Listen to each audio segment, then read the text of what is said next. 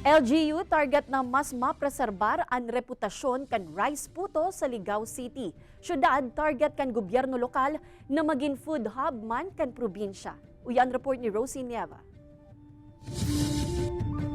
Kapag sinabing syudad ng Ligao, apwara sa magagaya na burak nin sunflower, ang masiram na rice puto tulos ang siguradong da ipapalagpason na manamitan.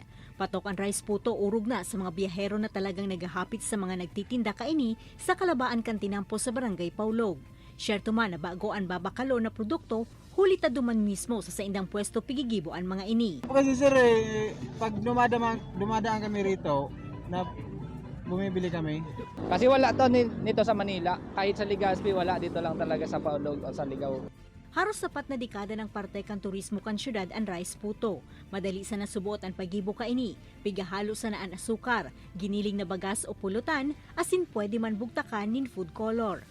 Sunod ining ibubugtak sa sadit na bao para lutuon sa paagi kan pag-steam. Mas pinasirampaan puto, huli sa makapuno na pigbubugtak sa tahaw kaini.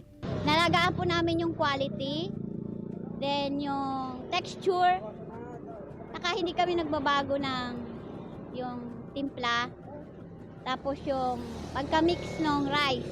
Bilog man ang suporta kan lokal na gobyerno sa rice puto business como parte kan sa indang food tourism. Target man kan LGU na maipabisto ang syudad como food hub kan probinsya nin Albay, kaya iyaon man ang sa indang paglapigot na mapreserbar ang reputasyon kan sa indang rice puto. Ang importante mamantinirang yung produkto. So once in a while we monitor and we make sure that those outfits there are selling quality puto.